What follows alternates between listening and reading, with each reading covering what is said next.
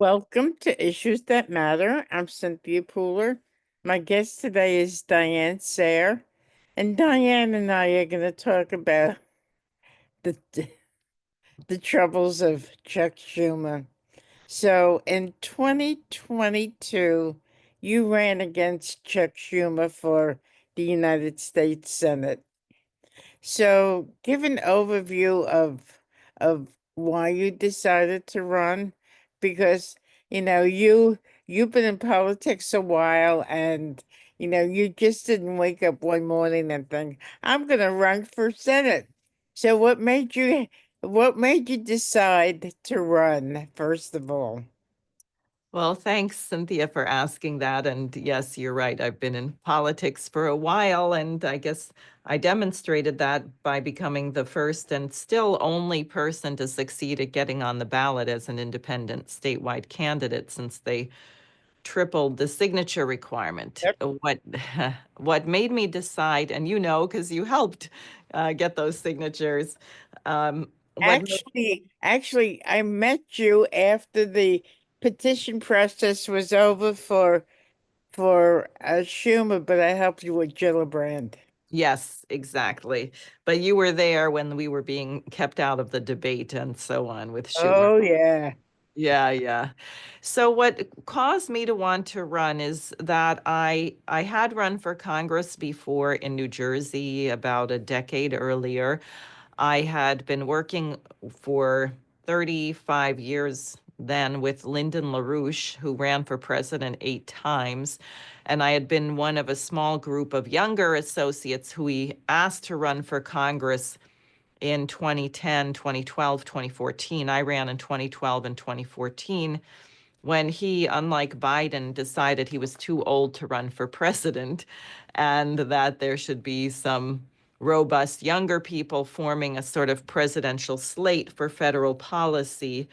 And, it's really, there's a couple things you discover when you run for office. One is that it's a good platform to get ideas out, to get a discussion of ideas, especially if you want to do that. Unfortunately, most of our current elected officials don't want to do that. They seem to be more interested in lining their pockets or going to fancy events of particular groups that are funding them, or I don't know what. But I was interested in that. And you actually learn about what's happening with the population. If you're out there campaigning and talking to people, they come to you and they say, hey, did you know that all of the pipes in our neighborhood have lead? Or did you know what happened in my school? And you begin to get a real sense of what's going on in the nation. So when we got to 2020, 2022, I had been watching this incredible Russiagate process against then President Donald Trump in his first term.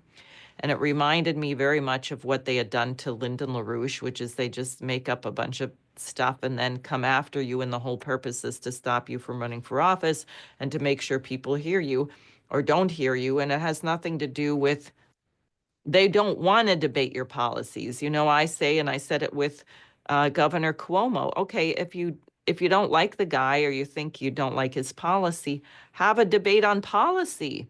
But don't just railroad someone and say, we're going to make sure you never run for office again. Then you sidestep your obligation to the voters to be represented, to be heard. And when Schumer, in particular, because I think it was General Flynn who gave Trump the idea, although maybe he always had it, of auditing the intelligence agencies, which I always felt were evil. My sister served in Iraq in the US Army, and I was quite aware that that war was based on lies, and I know what she had to endure over there in the surge south of Baghdad in a combat unit. She was the brigade surgeon, so it was very brutal deployment, and it was all based on lies. We killed 1 million Iraqis. We lost 5,000 Americans. We're losing 22 soldiers a day to suicide. So Schumer threatening and saying, oh, it's really stupid to go after the intelligence agencies. They have 6 ways from Sunday to get back at you. To me, that said, that's it. This guy needs to be challenged. This is despicable. Of course, we have to go after these lying intelligence agencies.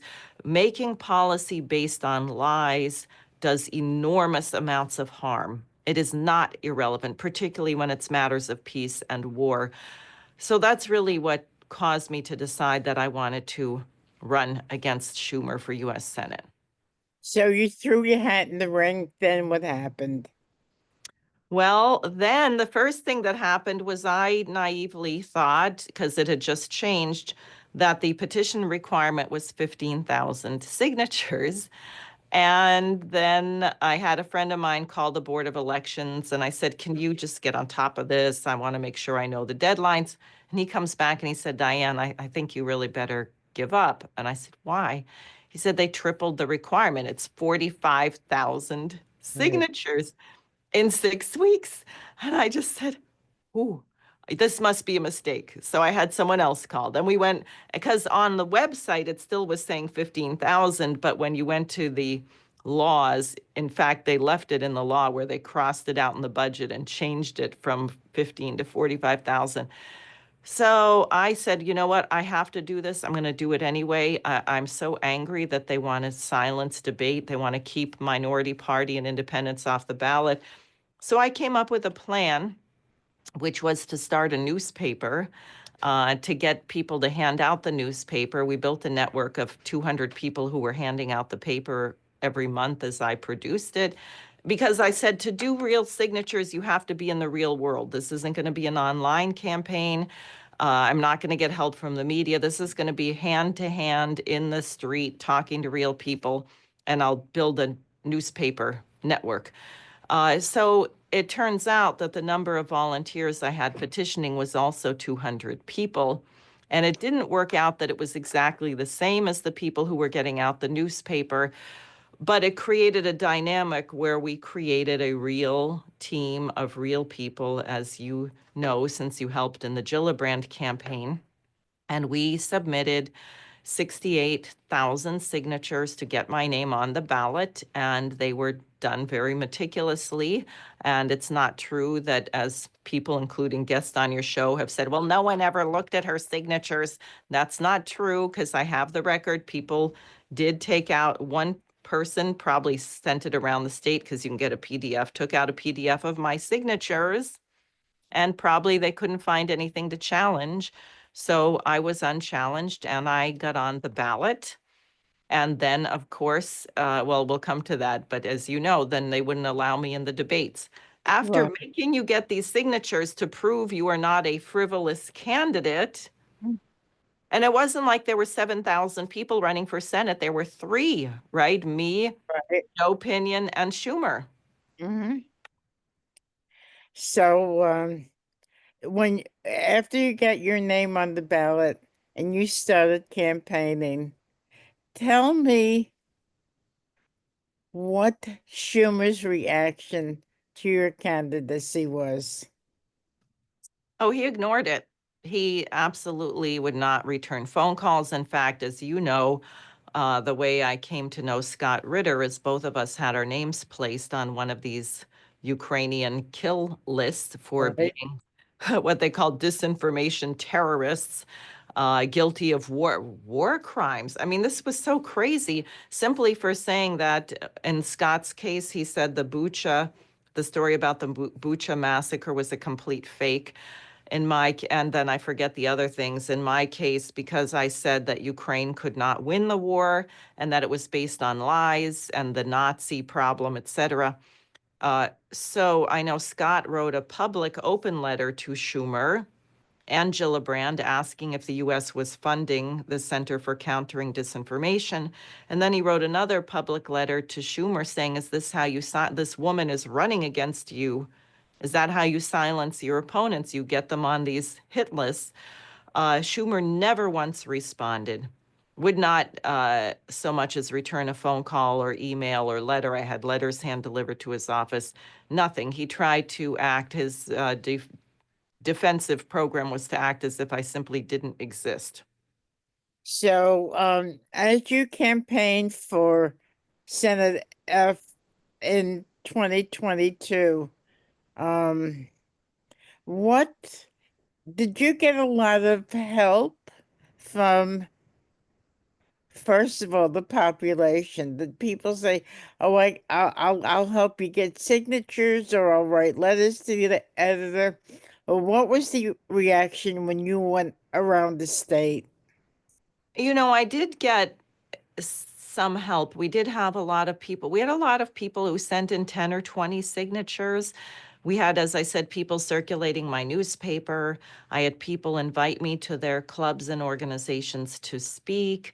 So I thought people, the tough thing was not having a lot of people to call back, people volunteering to help or take yard signs, actually following up on all of that. So I thought the response was quite good. And by the way, the leading campaign issue then as now is we don't need a nuclear war, because you remember it was February of 2022 that Right. Russia began the special military operation after Biden, and then it was, what was his name? Jens Stoltenberg simply blew off Putin's legitimate security concerns and his concerns about the ethnic cleansing against the Russian-speaking people in the eastern part of Ukraine.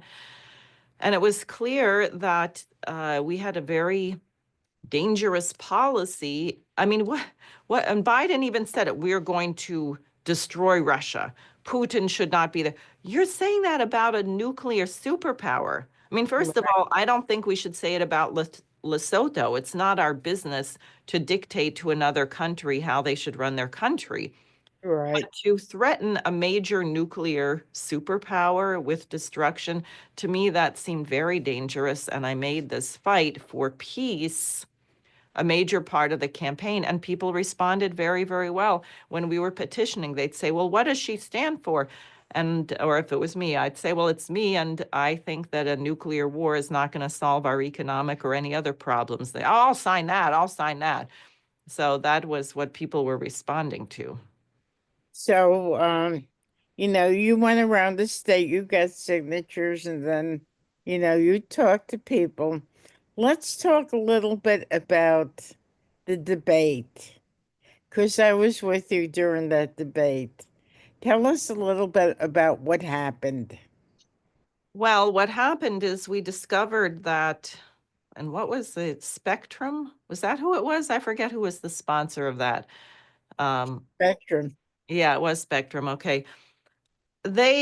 When my campaign manager called and said, we think you made a mistake. There was a debate and you didn't invite Diane Sare, who was on the ballot. And they said, oh, no, it wasn't a mistake. And she said, well, what's your criteria for determining? Oh, well, they have to have 15% of the popular vote in opinion polls, which is, of course, stupid, because the whole point of the debate, I thought, but you see how naive we are, is that people are supposed to get to know the candidates. So already that's outrageous.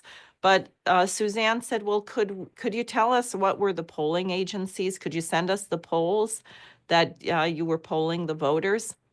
They used 4 polling agencies, not one of which even mentioned my name. So how could I possibly have 15% when you couldn't even choose me? And we were sort of tipped off to this because I did have so many volunteers, and I got some calls from upset volunteers saying, hey, we just got a phone call and they asked us who we were voting for. And when we said Diane Sare, the person told us we weren't allowed to have that choice. What? Yeah, that wasn't an answer. That wasn't an answer. So we had to choose between Schumer and Pinion. Okay, so tell us a little bit about Pinion. Was he a really good opponent for Schumer? Well, yes, in that he had the identical policies of Schumer, which you heard in the debate, which is probably why they didn't want me there. War with Russia, green, whatever energy. He used to sell windmills and solar panels or something or other. Okay. Um, he was a non-person, I hate to say. And I think he was a gift to Schumer, because I think really you see it everywhere, but in the state of New York, which is so corrupt, the Republican and Democratic parties had a deal. And the deal was the Republicans told Schumer, we will not run a serious candidate. will Right. run a just, throwaway candidate. Um, no disrespect to Joe Pinion, but I think he probably knew he was just there as a placeholder. Mhm. And his policies did not differ in any great extent from Schumer's, and that was the point. So on election day, obviously, Chuck Schumer got the most votes. Uh, Pinion got the second highest vote count. How many votes did he actually get? Do you know? Pinion, I don't remember now. I actually don't remember if it was Okay. close to, it was like maybe 39% or something like that. Okay. Okay. But yours, you had like a really interesting time with the Board of Elections. But tell everybody what happened with the vote count on election night. Well, what happened was I was watching my vote slowly creep up, and it got to about 57,000, which was around at the time I last looked 1% of the vote statewide. And I thought, I turned in 68,000 signatures. I have no faith in the elections being fair. So I thought maybe to cover their butt, they're just going to have to admit that I got 68,000 votes or close to that. So it was, I went to bed. The next morning, I get a call. Hey, Diane, we saw you had 29,000 votes. I said, what? I had 57,000 votes when I went to bed last night. What happened? And they said, oh, I never saw that. And sure enough, my result by the next day was down to 29,000. And the most egregious case was Rockland County, my county where I live, where election night, and some of my supporters were pretty excited. I had 5.8% of the vote, which, by the way, is what the one polling agency that did mention my name said that I was polling around 5%, which is fabulous for an independent candidate. Um, they said you got 5.86,212 votes. And I said, great. So I went to look at the Rockland County Board of Elections website the next morning, and it said 277 votes, 0.2%. And I just said, what? I had 6,200, because someone sent me the screenshot that they had taken Right. on their computer where I had 6,212 votes, but the next day I had 277 votes. So literally 6,000 votes disappeared. And there I went down to the Board of Elections and I said, could you give me a time stamped readout of the count at 9 p.m., 10 p.m., as the different precincts came in? I wanted to see where it started going backwards or what happened. Somehow they'd already reversed the whole thing. So at no time did I ever have over 277 votes. But I discovered something very interesting, which is they had a category called blank vote, which meant the voter had left US Senate blank. That is, they went in and voted, in that case, governor. 2022 is a big gubernatorial race. So they voted for governor, but they supposedly did not cast a vote for US Senate. And the blank vote was now 6,212, exactly the vote that I had had the night before. And that gave me an idea. So I started looking. And by the way, if anyone goes to verify this now, I have screenshots. I have them in a legal document. They did keep, since we don't have an election day in the US, we have sort of a season with very vague beginning and end periods. Um, they've massaged the numbers so it's no longer the precise number, but within 24 hours of the election, I found no less than 40 counties out of 62, 40 counties that had swapped my vote with a blank vote. So already just from that, my actual vote would have been well over 100,000. And the maximum they ever gave me was 57,000. And then, by the way, the upshot of my vote total is by Friday of the election week, my vote had dropped to 25,000. So as the counting continued, While other people might have had more votes appear, as my votes were counted, they disappeared. So obviously, um, Schumer initiated this. He didn't do it by himself. He had the apparatus of New York State to fulfill his desire to squash you, right? I actually don't even think he did it. I think he's too low level. My view is that the elections are rigged by the so-called intelligence agencies, I think. And the state of New York having Wall Street as a crucial part of it, which is what really has been running our country for some time. I think that the intelligence agencies dictate to the state what the election results have to be, and it's for them to program it or whatever to make it come out that way. I think it's really from the top, very much Okay, top. so what you're saying is the intelligence agencies contacted Schumer and say, this is the number that Sarah will receive, correct? Am I correct? Well, I don't know that they even contacted him. I'm saying they did it through the Board of Elections in Albany. And I'm sure Schumer is assured, right? Because he loves these intelligences. They say, don't worry, we got this taken care of, Chucky. You don't have to worry your pretty little head about it.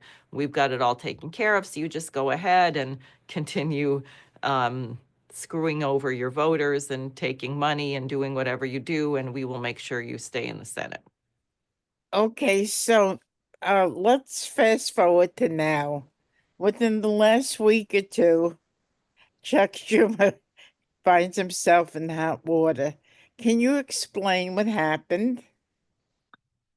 Well, what happened was there was about to be a showdown and a shutdown of the government in this fight that they do every time, which I frankly think is a lot of political theater. And I haven't heard one member of the House or Senate say anything that makes any sense about the budget whatsoever. But that aside, uh, there was going to be a shutdown over the Trump base, the Republican Party continuing resolution to make sure the government didn't shut down. And the Democrats basically wanted to stick it to the country and have the thing shut down. They were not going to vote for Trump's budget or the continuing resolution. So Schumer decided to come over and vote for the continuance in order to not have the government shut down. And of course, that put him in a white hot rage target of the Democratic National Committee and others because they saw that as a compromise with Trump. I don't think Schumer compromises with Trump. I think Schumer's out to protect his own skin. He knows that the voters would be quite angry with the Democrats and would not appreciate a shutdown of the government. And so he's savvy in that way, like a weasel. So he decided to vote to basically keep Washington open in that sense, keep the nation functioning. So when that happened, the Democrats were up in arms. There were many YouTube videos that I watched. People were, there was talk of AOC running, in 4 years against Schumer. So there was an outrage amongst the rank and file Democrats against Chuck Schumer. How many of those rank and file Democrats contacted you and said, Diane, I want to help you? How many? Zero. Zero. There we go. So everything is reactive. Everything is reactive. People allow all this crap to happen. Right. And if something happens that they don't like, they take to the streets, they do this, they do that. So, that's why I want to talk to you about this. When are people going to start being proactive? When are people going to take responsibility for their government rather than posting on Facebook all these hateful things and have done nothing during the election? That's my main concern. Well, I share your concern, and I think it's a big one now. Everyone wants to sit on the sidelines. Oh, Trump won. Yay, yay. Everything Trump does is right. Oh, Trump, I hate Trump. Everything he does is wrong. Stop it. You're responsible for the nation. I would say the single most important thing that President Trump has done is his willingness to talk to Russia. And Yes. our friend Scott just did this amazing interview with Maria Zakharova, the spokesperson for the foreign ministry. She pointed out that Russia and the US have not had diplomacy for 16 years. No wonder we almost had a nuclear war. 8 years of Obama, who of course overthrew the Ukrainian government and brought a bunch of Nazis into power there, and prevailed over the mess in Libya and all this other regime change nonsense. Then you had Trump for 4 years, but he was under Russiagate. He had Mike Pompeo, John Bolton, Nikki Haley. He had a real rat's nest of, advisors or cabinet members.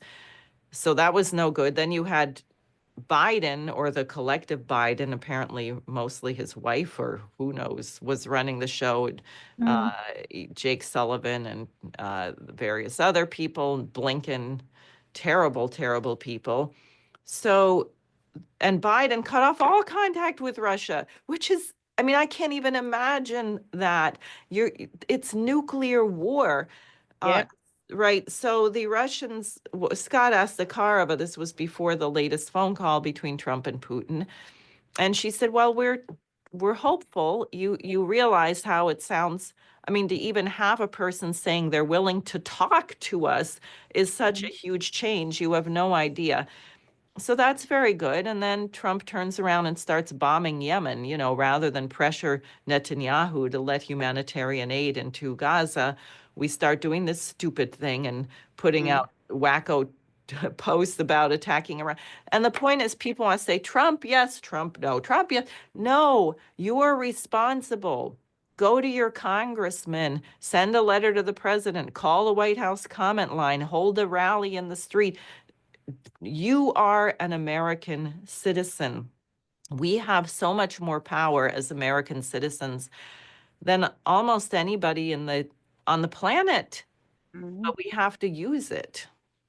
One thing that's really disturbing is when I look at my Facebook feed, you know, my Democratic friends uh, think, uh, they don't understand that a nuclear war was more than likely averted, but instead they say, "Oh, Trump is a tool of Putin," and that absolutely boggles my an agent of Putin, and that absolutely boggles my mind.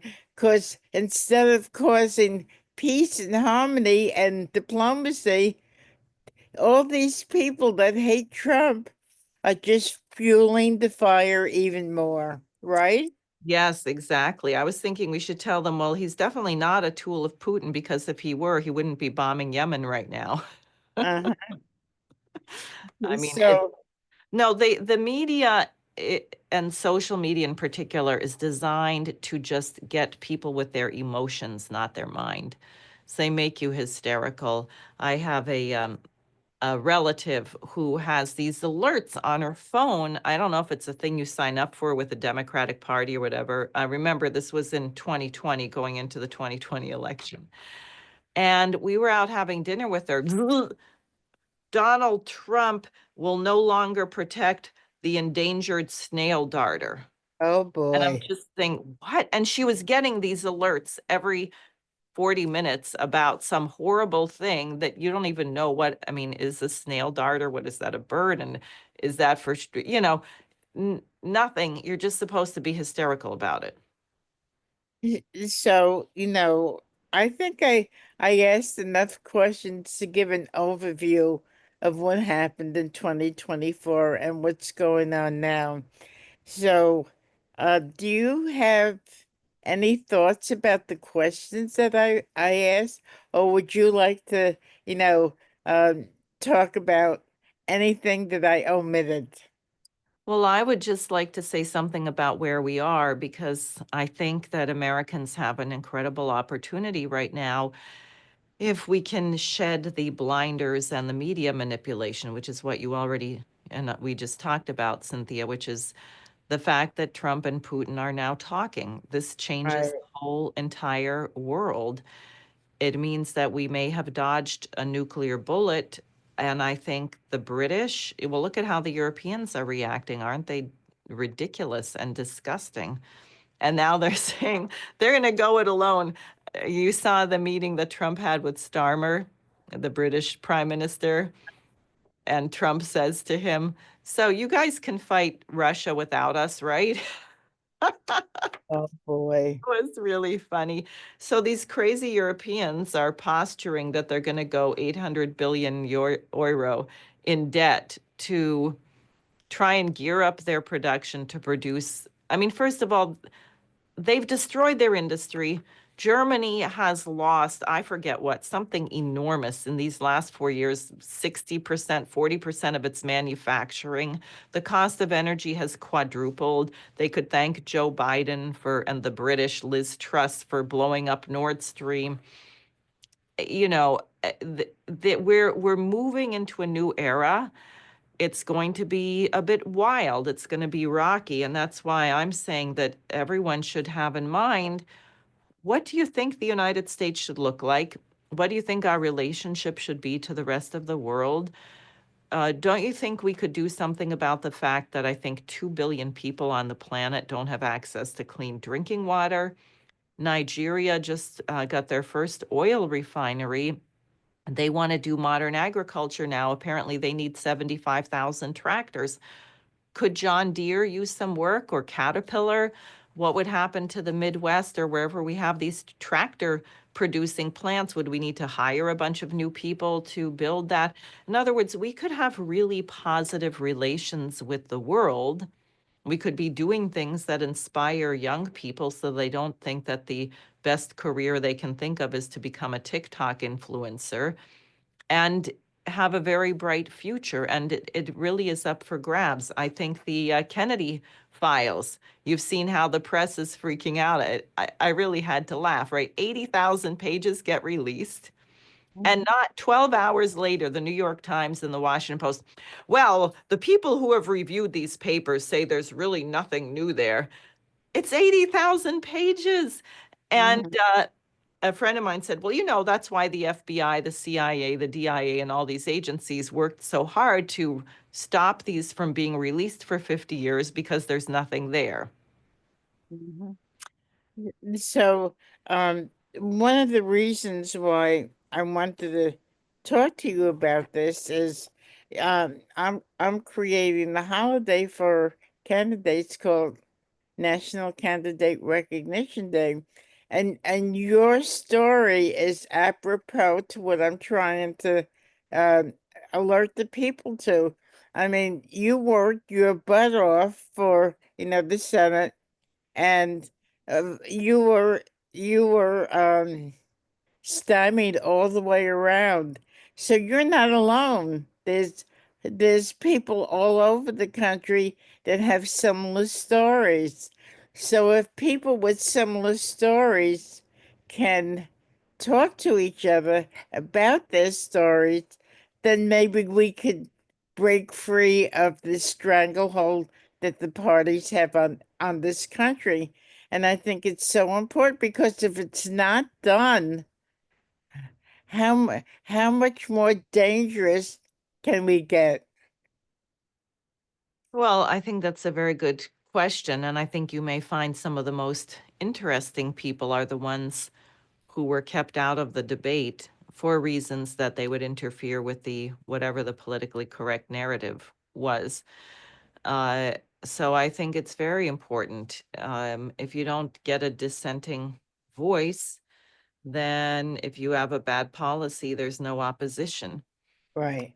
And in a sense, what Trump did while he was a Republican nominally, what he did with his campaign, bringing in Tulsi Gabbard, Robert Kennedy Jr., as much as the people with Trump derangement syndrome may not want to admit it, It was the Democratic Party that was the elitist, snobified group that didn't even want to have primaries, that simply chose Biden, and that turned everyone away. And the Republican Party became the big tent that was Right. welcoming people from all different backgrounds.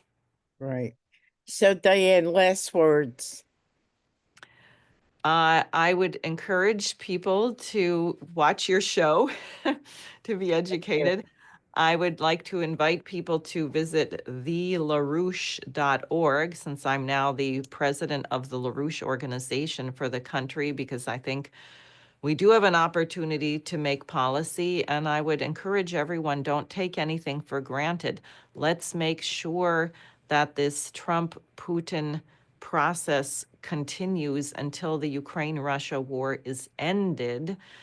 And let's make sure that Trump talks to Xi Jinping. He's talking about doing that. And Putin, I believe if he talks with leaders from the global south, that we can finally perhaps secure, finally at long last, an equitable solution in the Middle East that involves recognizing a Palestinian state alongside the state of Israel. And what I'm doing is, if anybody listening who has been a candidate, who is a candidate, who want to be a candidate, please join my Facebook page,